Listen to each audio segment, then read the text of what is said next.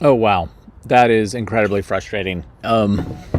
So I use a couple of ways to get to you. One is via Restream. One is OBS, which is what I use to play the videos and then to switch between me and the videos, etc. Then I use Restream to propagate it to different places.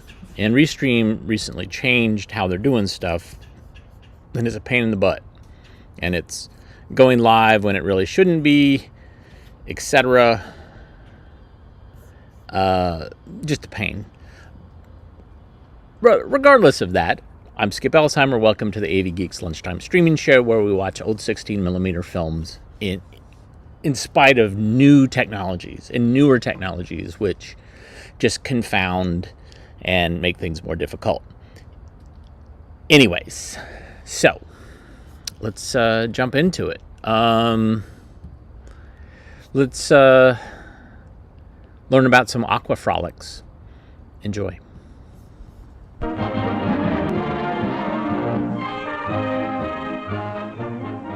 Here's an Aqua-Frolic that only a seal can enjoy, and enjoy is the word. They're really having fun, because if there's anything a seal likes besides going fishing, it's a chance to show off. Just give them an audience, a chance to perform, and some applause, and no hurdle is too high to stop them. Nobody ever trained a porpoise, but judging by their ability to stand on their tails, they have possibilities.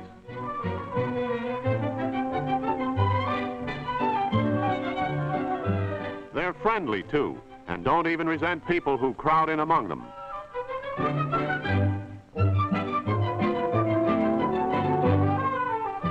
It's plain to see why saltwater fishermen hate to see porpoises appear. They can ruin fishing. Nobody feeds this fellow. In fact, these swimmers are a little afraid they might feed him. Tropical waters spawn big denizens of the deep, such as the giant sea turtle, or the ray, of which some species can inflict a dangerous wound with a sharp spine-like stinger near the base of the tail.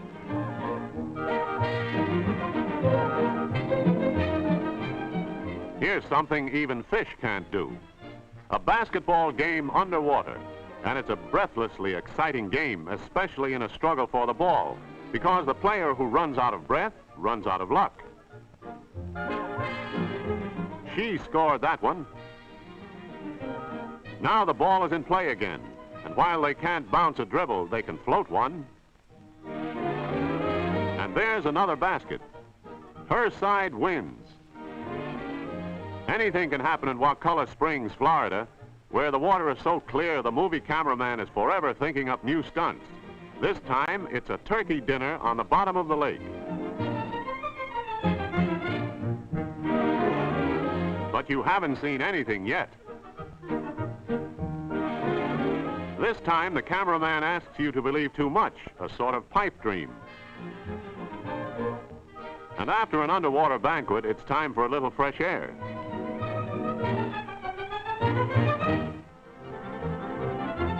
More Aqua-Frolics, and the more the merrier with a fast motorboat, but it's well to know how to swim. Water skis offer a fine means of frolic for the expert, with real speed essential to keep those skimmers on top of the water. Imagine doing this even on snow skis. She's towing him to a real test, for here's a stunt few experts have ever accomplished, and this particular expert is no exception.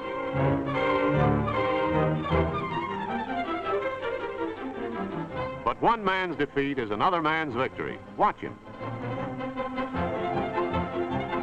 Just to prove it wasn't an accident, he makes it look just like another Aqua-Frolic.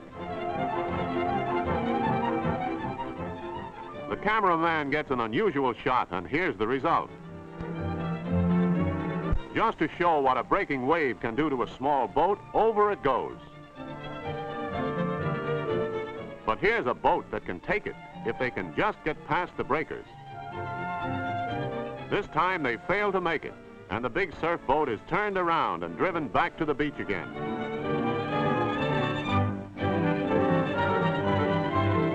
Another try. Watch it leap half out of the water.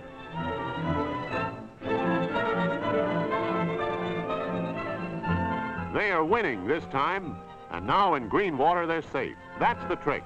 Just get through the breakers and there's nothing to it. Aqua-Frolics in the Rapid River in Maine attract the daredevils. It's a thrilling test of skill in fast water, and it's a master of the sport who gets through some of the rapids without disaster.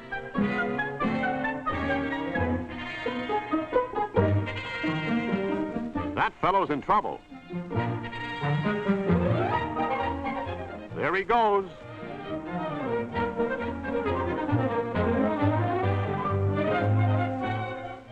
It's wicked water in this part of the river, and few have ever gone through it right side up. The river always seems to win this game.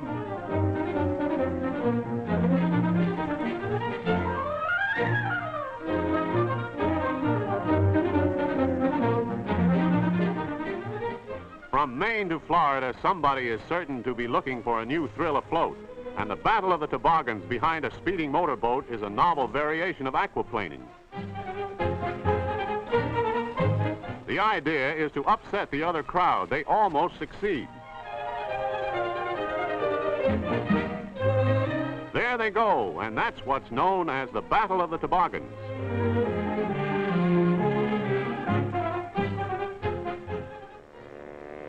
Of all the fun afloat, there's nothing so insane as the racing puddle jumpers. No rules, no disqualifications, and they get away with anything. Even a shortcut across country is okay. If he had wings, he'd take off. Anything is can do. Here's an obstacle race.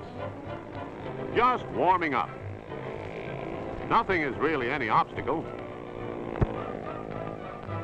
Here they come to the finish, and it's just what might be expected of the puddle jumpers. High diving into a pool is one thing, but from a 200-foot cliff, that is something else. These Mexican swimmers would think nothing of doing a swan dive where angels would fear to fly. The slightest miscalculation, and he'd have his last headache. High divers at carnivals are paid to do this, but these fellows do it just for fun.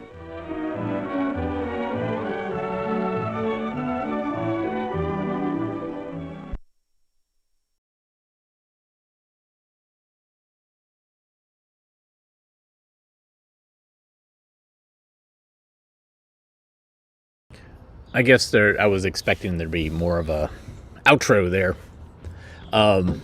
So yeah, strung together a bunch of newsreel footage of various water-related things. My favorite, of course, being Thanksgiving dinner underwater. It's really kind of great. All right. I don't think we showed this. I should check. So I maintain a spreadsheet of what we've watched. And we have not watched this one.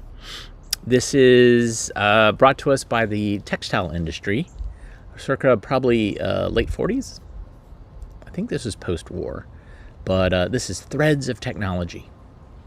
Wait, maybe we did see this because we talked about jacquard looms. Let me look and see. Did we talk about it? Did we show it? Answer in the quotes. In the meantime, I will watch something else. We'll watch another thing. Uruguay. We have not watched this. Enjoy.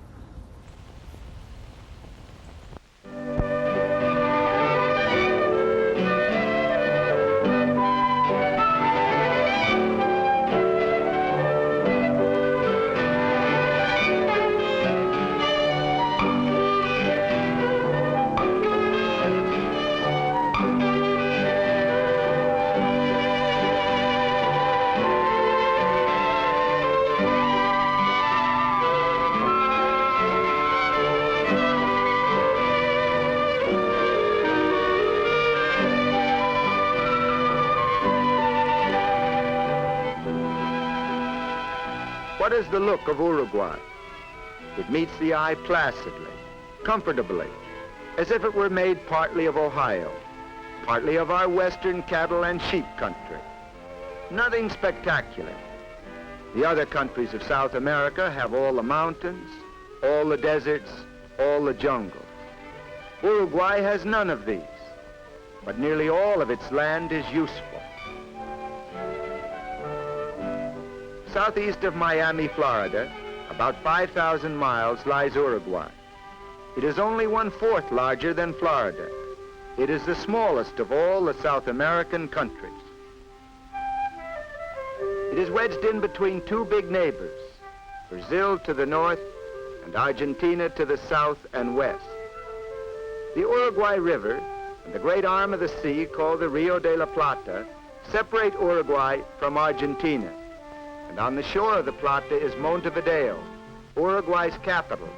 It is one of the world's great seaports.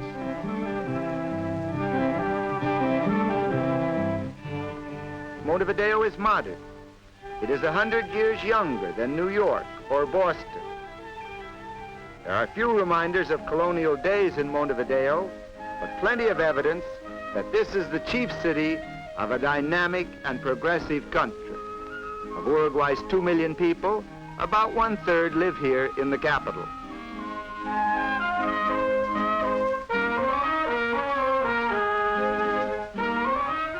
Montevideo is modern, but one old tradition thrives. Each year there is a gathering of La Criolla Society to pay tribute to that key man in Uruguay's past and present, the gaucho, the cowboy.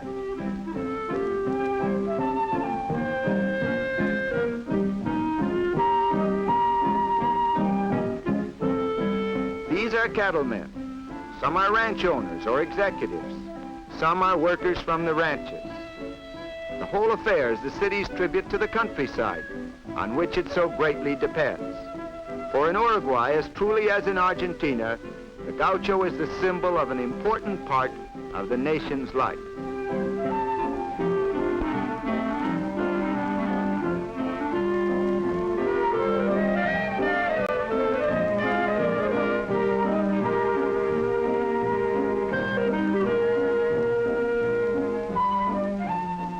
Another symbol, La Carreta, Montevideo's tribute to Uruguay's pioneers.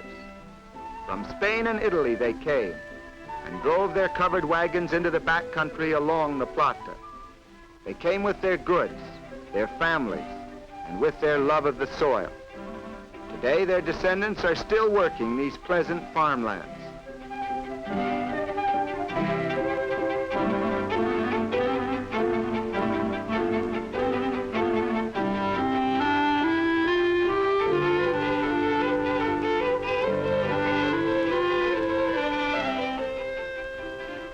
Introduction of modern methods has enabled Uruguay to increase its agricultural output. The climate is temperate, the rainfall is dependable, and in the south, in the regions nearest the rivers, the soil is good. These farm workers are drinking mate. To the true Uruguayan, life would be unendurable without this tea-like brew. One of the surprising things about Uruguay, one of the unique things, is that the national minimum wage law and the 8-hour day apply to farm workers. Agriculture claims only a small share, not more than 10% of the country's usable land. But Uruguay feeds itself and even exports a part of its crops. The rivers give Uruguay an easy way of starting farm products, barley, oats, corn, wheat, linseed, toward foreign markets. But the total is small compared to the export of wool, meats, and hides. From 80 to 90% of all Uruguay's land is given over to raising cattle and sheep. So we must think of the gaucho, the ranch hand, as Uruguay's #1 worker.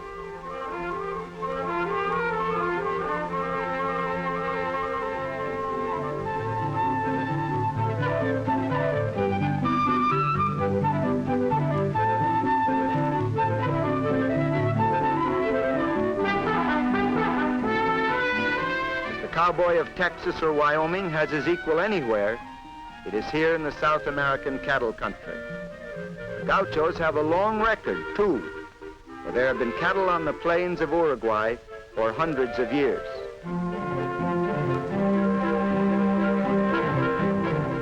There are 9 times as many sheep in Uruguay as there are people. In proportion to population, Uruguay has about 18 times as many sheep as the United States. Uruguay looks to her millions of sheep primarily for wool, the country's leading single export.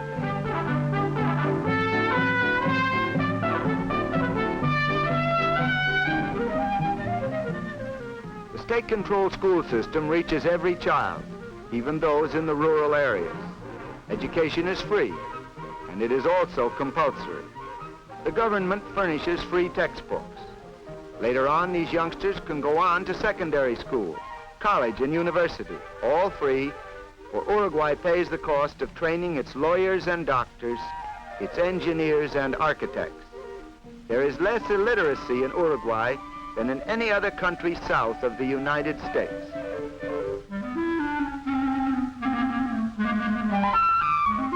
It's roundup time at least once a year on the big ranches. And each year over 1 million head of cattle make the trip to market.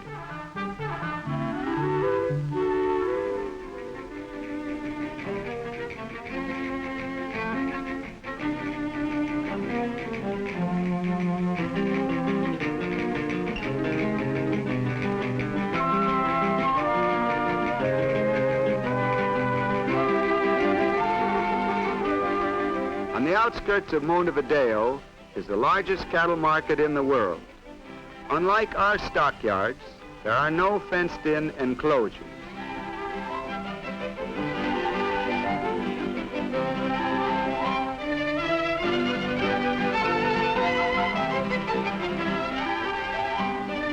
The men we see here are the cattle buyers and sellers.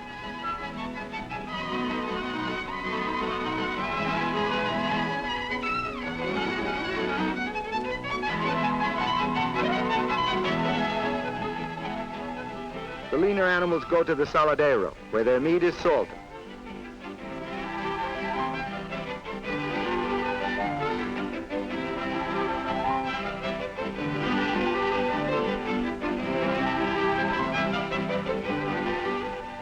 To the frigorifico, the plant for freezing and packing beef for export, go the top-grade cattle. The shower bath gives a good cleansing to their hides and hoofs.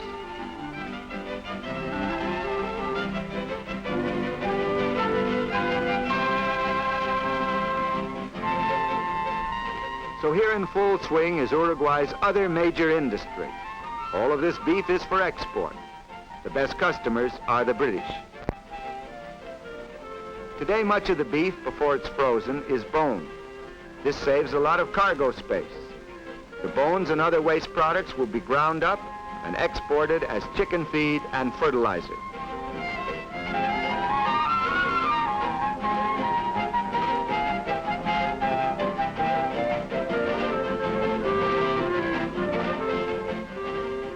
Foreign markets for its meat products and its wool, good harbors and easy access to the world sea lanes, these have meant economic progress and security for Uruguay.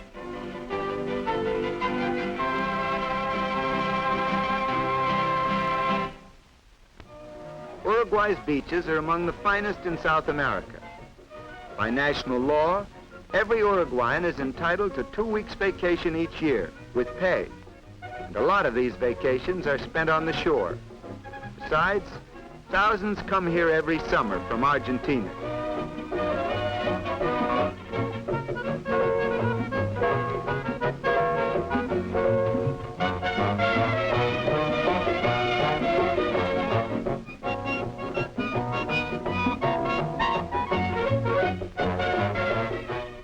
As for the casinos, some of them are state-owned, and all of them are operated under official scrutiny and with the government sharing in the profits. State share is turned back into public benefits. In the long run, the real winners are the common folk, the Uruguayan people.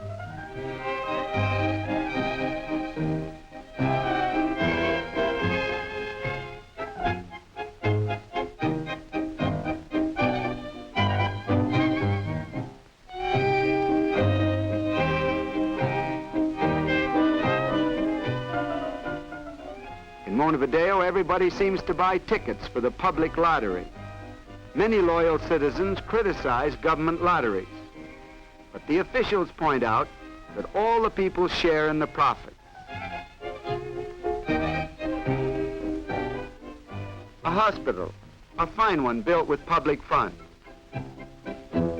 Casinos and the lotteries helped in raising those funds. Here the poor receive free medical care, including the services of doctors and dentists. Other patients are here because the government's health insurance plan entitles them to hospitalization. It doesn't cost much to be sick in Uruguay.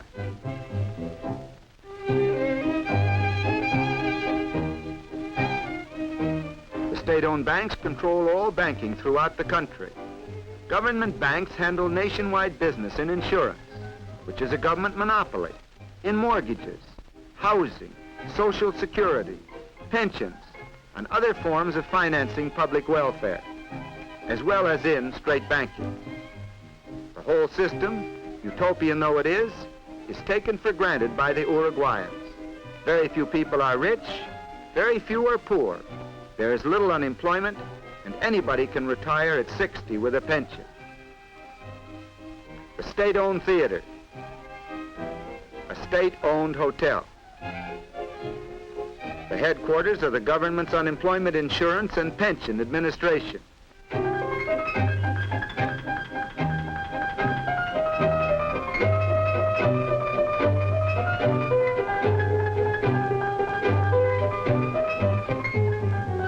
The government owns grain elevators, just as it owns factories for processing cement, alcohol, and petroleum. A citizen is free to go into business. The government will help him. And in many cases, the government will compete with him too.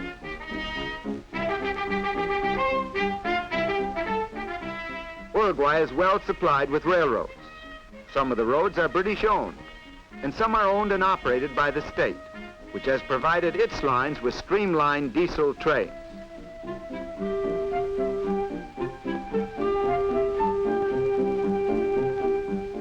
These odd-looking tanks on automobiles are charcoal burners. Uruguay is without oil except by importation. So there's much use of charcoal burned in these tanks to form gas as a substitute for gasoline.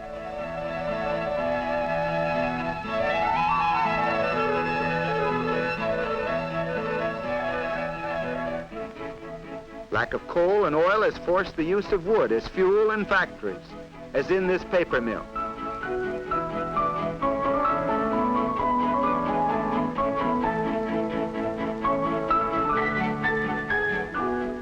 But the straw isn't to be used as fuel. That's going into paper.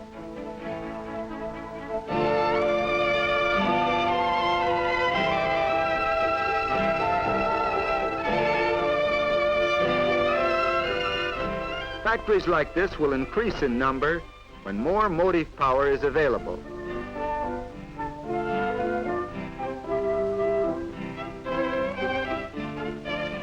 To that problem, the new hydroelectric dam on the Rio Negro is a large part of the answer.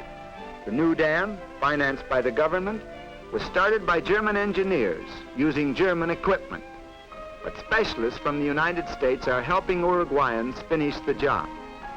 Even with increased electrical power, Uruguay is not likely to become a manufacturing country on a large scale. It lacks raw materials, especially minerals. The stadium in Montevideo is a particularly good one. The brand of soccer played in the stadium is particularly good too. The Uruguayans just naturally take to this game. In 1924 at Paris, and again in 1928 at Amsterdam, they won the Olympic Soccer Championship. The stadium seats 80,000. That leaves only about 2 million Uruguayans outside, doing something else. Umpires are the same the world over, always wrong. Notice that this one is given police protection.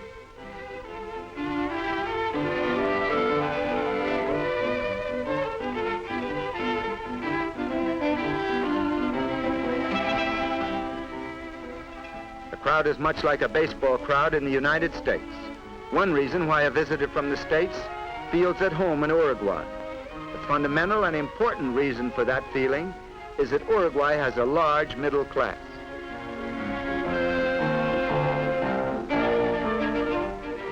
The Senate building, where there has been plenty of proof that Uruguay is a real democracy.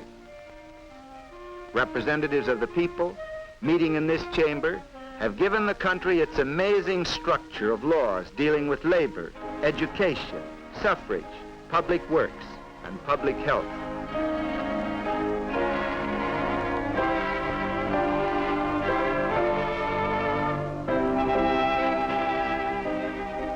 Note that some of the senators are women.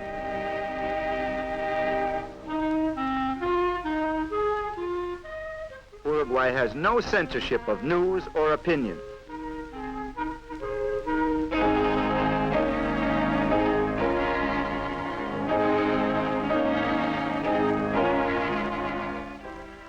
There is complete freedom of speech, a right which is often strenuously exercised here in the Senate. It is an outstandingly progressive and democratic land, and Montevideo is indeed a handsome capital. But in spite of modern skyscrapers and magnificent boulevards, Uruguayans know that the strength of their country has its roots in the soil and pastures of the interior. La República Oriental del Uruguay, to give it the full and official name, is wide, sunlit, and productive. The gauchos and sheep herders are important citizens of one of the most likable of all countries.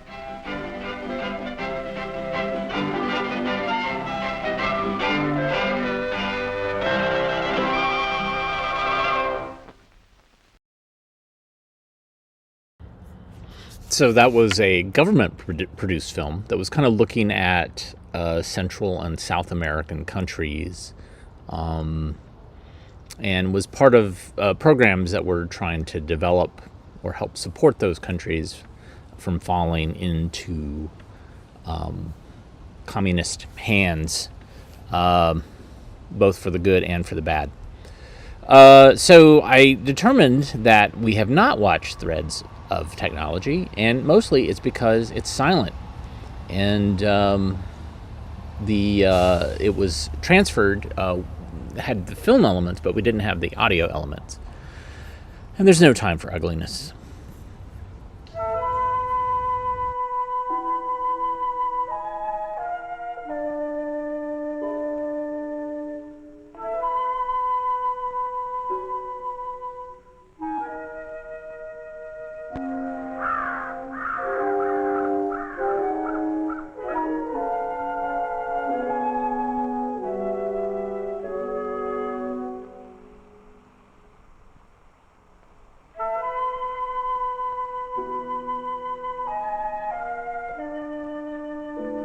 The city, or near it. Any city, anywhere, one size or another. We flee from it and are drawn to it. Oppressed, excited, frustrated, enthralled, appalled by it.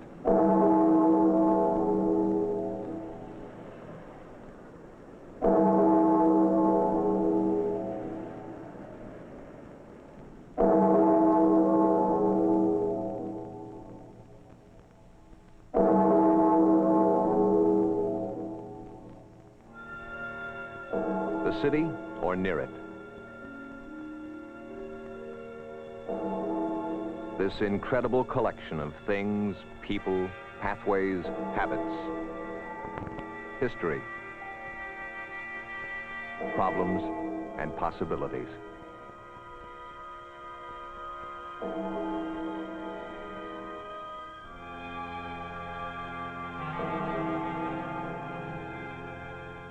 What do we want in a city? Everything we have ever wanted to fill our needs and meet our wishes. Out of our needs and wishes, we make our cities and the lives we lead in them. How have we managed? All you have to do is wake up in the morning and look around.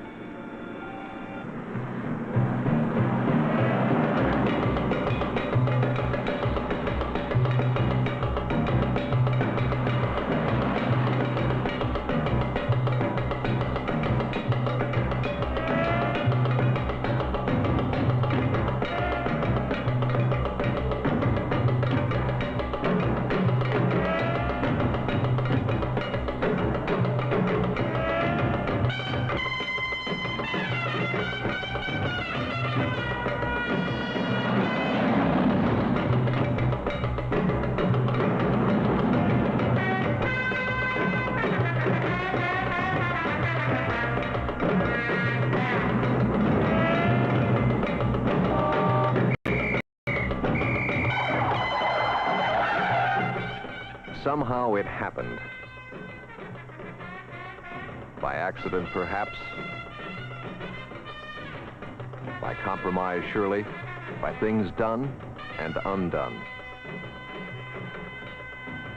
Disorder and disproportion. Deterioration. Monotony. Ugliness amid affluence.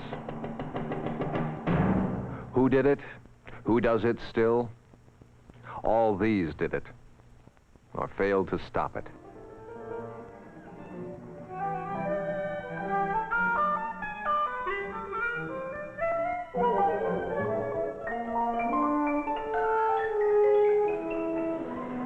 In the end, all the people who didn't see or had learned not to see. We all share the consequences. But there are opportunities to share as well. What can we do? Any number of things.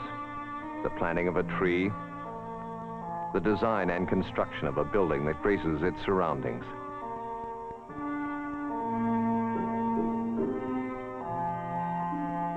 The redevelopment of a great downtown area.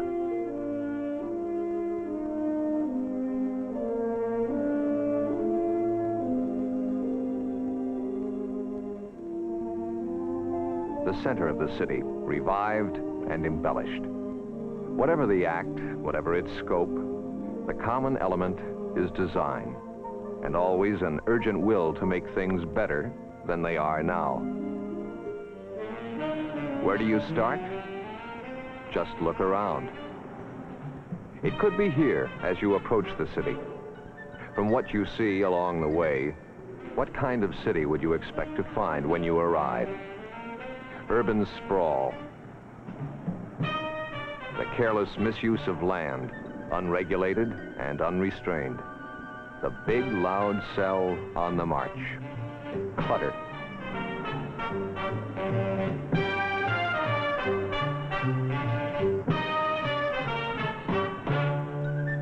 As you move toward the city, what visions of it are raised by this?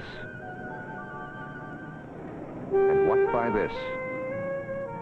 As much as anything else, the city is an experience, and the approach foretells what it will be like.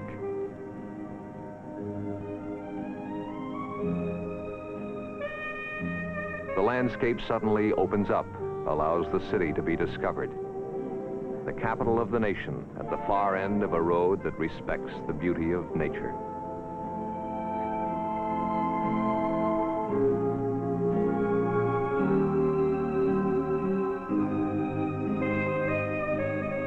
Surrounded by possibilities, often we seem determined to kill them off. The waterfront, potentially a prod to land-bound imaginations, a place for people to enjoy. Yet here in Detroit and in other cities, the river becomes a magnet for industrial debris.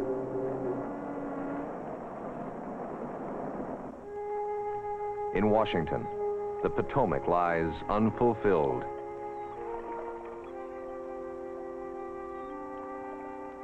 Half-hidden, vulnerable to the leavings of litter bugs, unpledged to lively human use. And yet, the alternatives are there, loud and clear.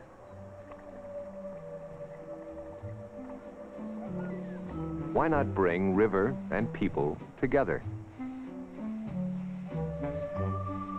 Let the river grace the city and the lives of its people.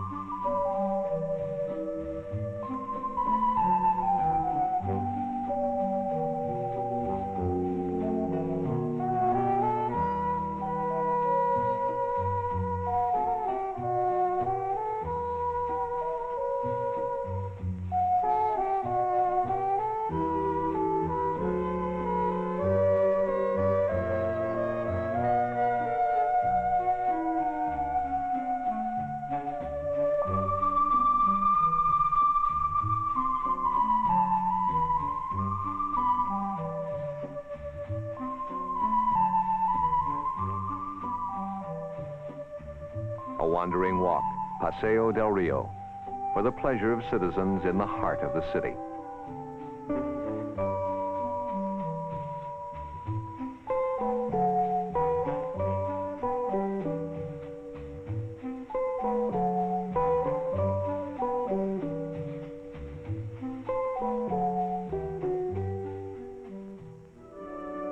But what happens when downtown runs down?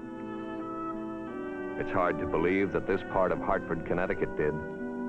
Today, the eye scans a center of commerce built to human scale, Constitution Plaza, where the eye meets the variety it demands, the surprises it savors, the gentle peace of growing things. There is a place for automobiles and a place for people. They are not the same place. Traffic goes under and around the plaza. Cars park underground.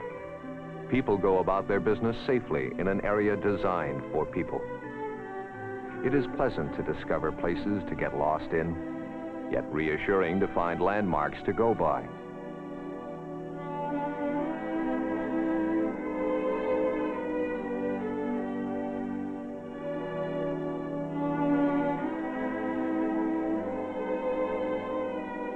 What you see around you is important, whether the view is from the office, from the home, anywhere.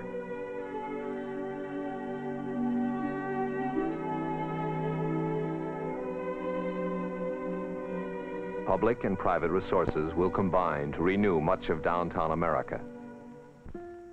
But you can't tear down and replace everything. Sometimes a short look backward is the way to a special kind of progress. Jackson Square in San Francisco chose to restore and preserve its Victorian past. Out of rundown, older buildings, it has made a prosperous and attractive home for downtown business.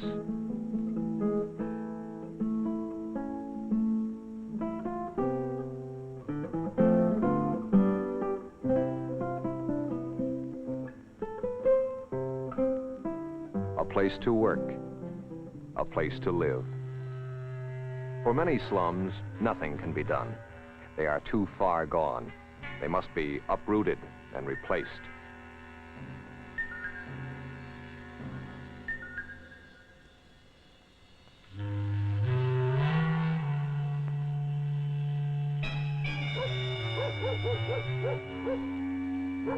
But housing for low-income families need not be low-grade housing.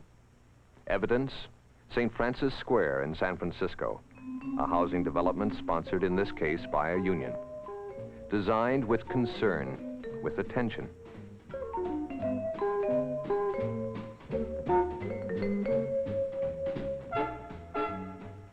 Nor does publicly sponsored housing have to be mean and ugly.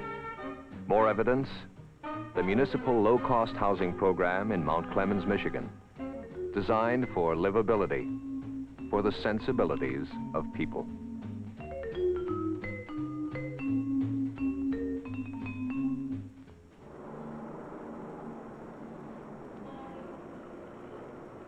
But what about rundown urban areas that are not well used, that could be used to attract people with higher incomes, to expand the tax base and breathe new life into the city?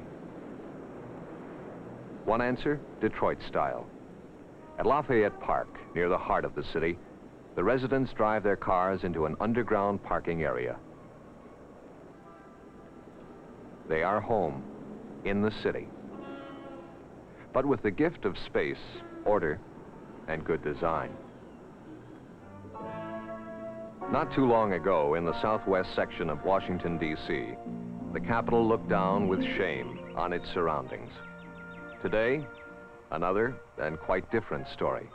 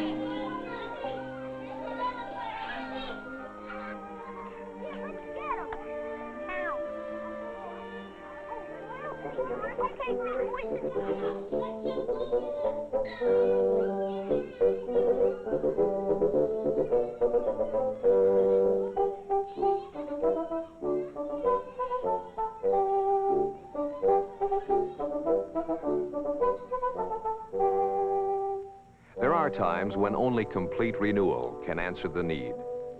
But there are structures and areas that deserve further life and remind us of what our community has been and can be again.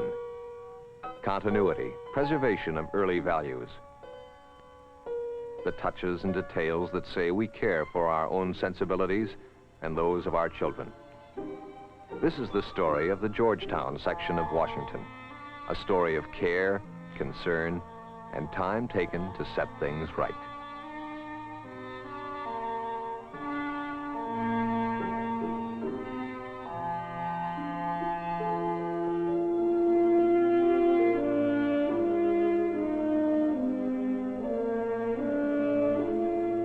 Yet nostalgia is not enough.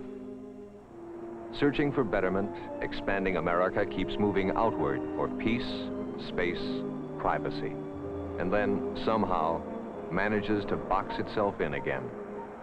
Deadening in its regularity, saddening in its misuse of natural features, too often the suburban tract seems to have come out of a mimeograph machine.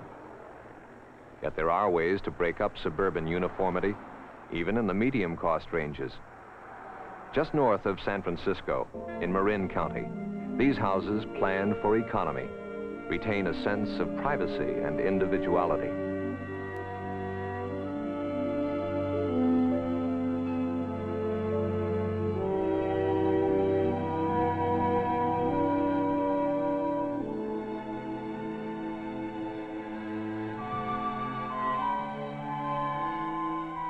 In Virginia, a happy mating of good design, land use, and landscaping. A matter of money? By no means exclusively. For there are expensive suburban homes that misuse the land and abuse the eye.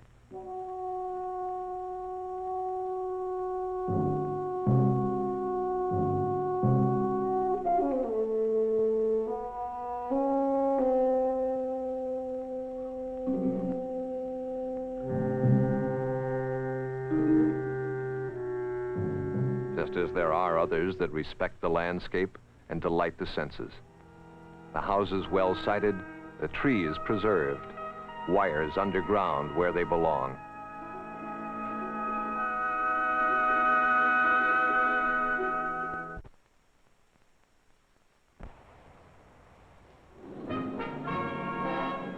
Life in the suburbs increasingly is life behind the wheel. To stop and shop, perchance to buy. Once he has left his car, let the buyer beware. Too many of the new shopping centers are obstacle courses for people.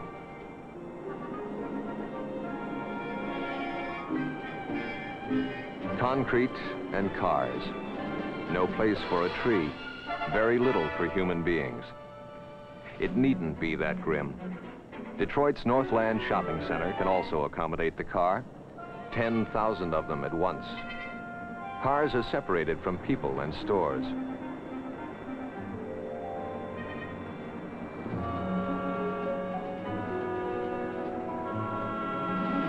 The shopper walks free of auto traffic in malls designed for civilized browsing and buying.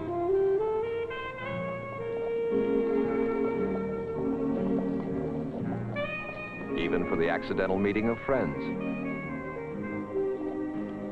Beyond trade and merchandise, a concern for the small things that are big.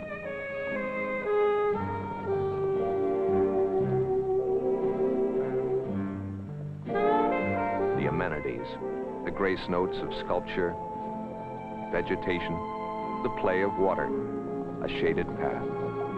The fun of shopping enhanced by touches of taste, color, and form. What suburbia can do, downtown can do equally well. The successful mixing of business and pleasure, commerce and comfort. The special attractions of Rockefeller Plaza in New York City bring people to play, to watch, to pause. These extra touches also draw business into the nearby shops.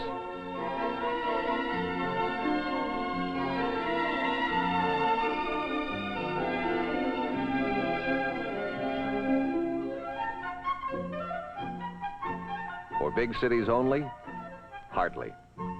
In winter, in all seasons, Canton, Ohio offers the same benefits and pleasures for its 115,000 citizens at Central Plaza. It is not a matter of size or scope. Small things have a large place. A well-designed trash container, trees and flowers to brighten the city, a place to sit, a place to walk that interests the eye. All the details that say beauty and concern, all part of the America we see, the America we can have if we want it. What can we do? What can you do in your community? Look around. Become aware of what's wrong and why. Make a visual survey of your community. Urge your local government and civic leaders to prepare a long-range program for good community design.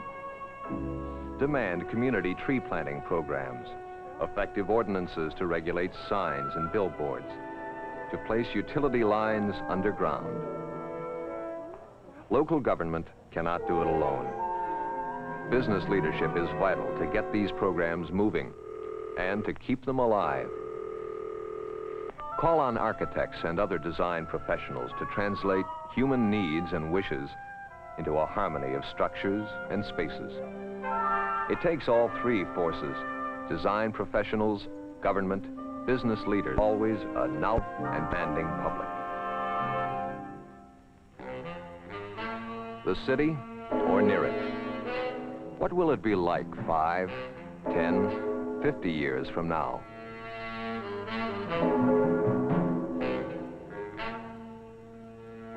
Some things we know. Population mounts. And we build to meet it at a frightening pace. In the next 40 years, we will rebuild America. How well will we do it? What kind of cities will we build for ourselves and our children?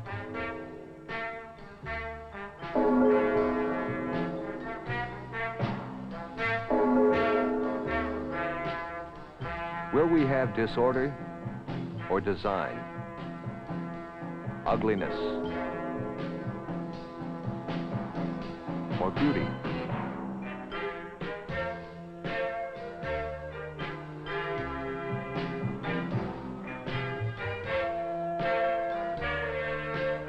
More than ever, the environment we live in, the America we see, is a matter of choice and of shrinking time.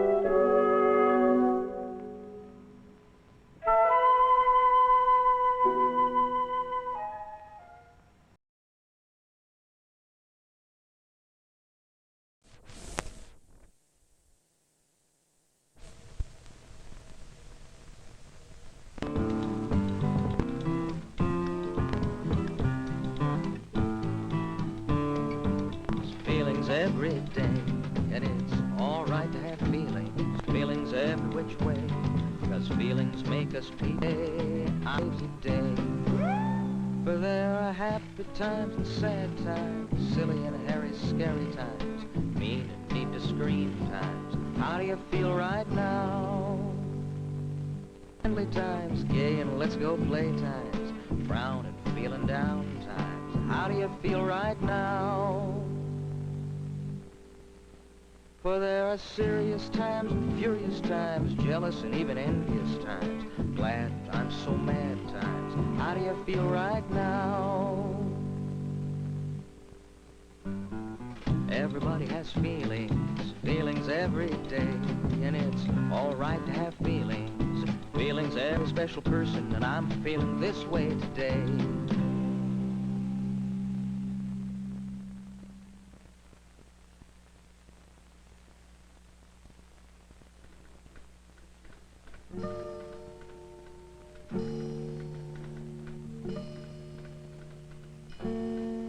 There are so many things I'm afraid of, scary things night and day. Maybe some things really can't hurt me. Is it all right to feel this way? Come on, hurry up, it's not that high. Oh, come on, I did it. It's real easy.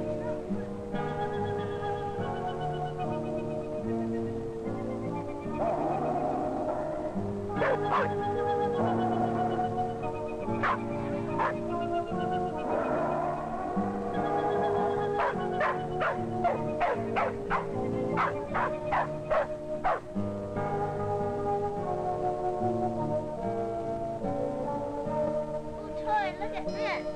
Isn't it neato? Stacy, come look. I'm afraid of worms that are icky and mad dogs who jump at me. My friends say worms can hurt me, still I'm scared as can be. Sometimes I have scary thoughts and feelings. Don't be scared, that won't hurt, people say. Then they warn me to watch out for danger. I'm all mixed up and afraid anyway.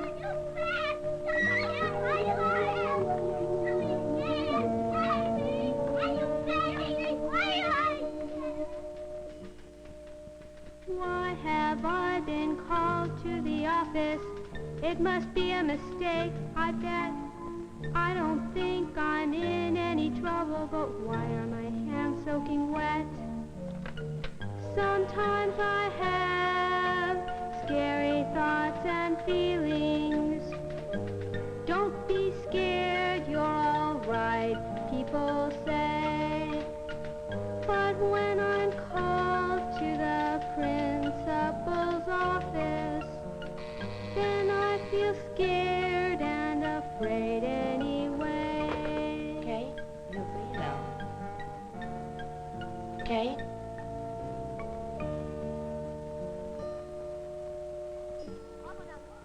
All of my friends said this would be easy.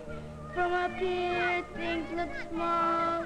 I think I'll jump up tomorrow. Better climb down, I might fall. Sometimes I have scary thoughts and feelings. Don't be scared, you can do it, they say. But what if I should hurt myself badly? Maybe feeling afraid is okay.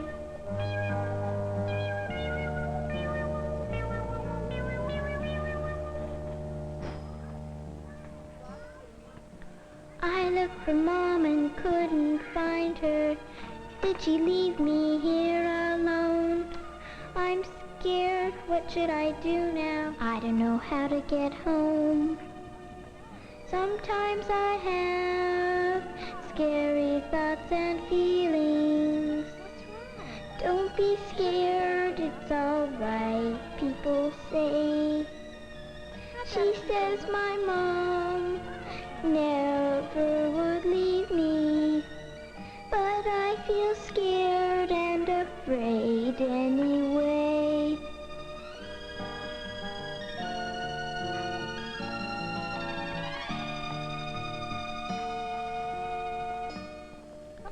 Mom and Dad dragged me to a party.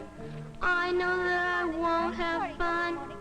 All the kids probably won't like me. I'm scared. I wish I could run.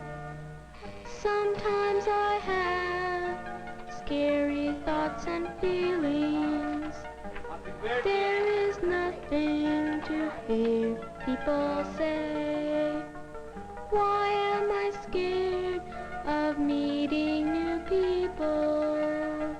I'm all mixed up about feeling this way.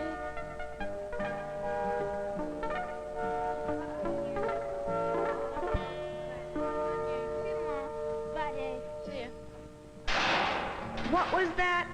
Who's in the doorway? I should not be here alone. Is somebody coming to hurt me? I wish I were already home. Sometimes I have scary thoughts and feelings. Careful now, be on guard, people say. I think sometimes fear can protect me. Maybe feeling afraid is okay.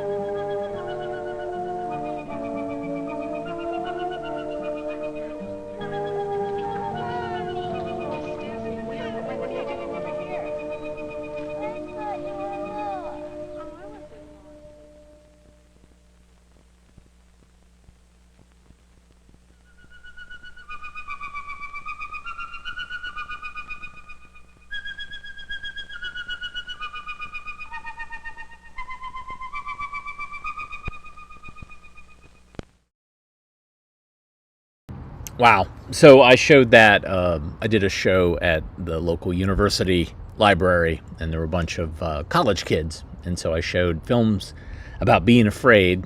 This was just before Halloween. And this film, boy, this film resonated with them because there was no resolution. Like, I guess we were all rooting for the girl who went to the principal's office to find out what had happened, and we were hoping that it was a mistake that she was called in, or it was like, oh, we're calling you in to say how much we think you're a great student, or, you know, like something that was going to make her feel better. And none of these were really resolved in a way that felt good. So I guess I'm sorry that I showed this and just leaving you to yourselves to figure it out. Because ideally you would show this in a class and then you would talk with your fellow students and with the teacher about, like, well, was there a time that you were scared? Like, what did you do? Blah, blah, blah. And that there's not any of this. So, and the song really also was just, it just demoralized all the students. So not only was this scary for us adults, but it's also scary for everybody that watches it. So it doesn't quite, like I showed another film called Don't Be Afraid, which was trying to address and like talk about, like, well, you're afraid and this is why, and this is to help with that. And this one is just like, here's what it's like to feel afraid. Your fellow students feel afraid all the time. So there you go. Yeah, and so that's a difference between a film that was maybe shot and distributed in the 40s versus one that was distributed in the 70s, is that this one was more for discussion and resolution beyond the film. This is an intentionally triggering or provocative film. There is a squirrel battle out here, and so I probably should go. Thank you so much for tuning in today. I appreciate your eyeballs, and we'll be back again tomorrow. If you like what you saw, hit the thumbs up, go to ko-fi.com/avgeeks or patreon.com/avgeeks to support us. You can also support us via the Super Thanks button, and that money will go towards paying for rentals, all the storage units that we have, 7 of them. So everybody have a great rest of your day. It's good to see you, and we will see you again tomorrow. Take care. Bye.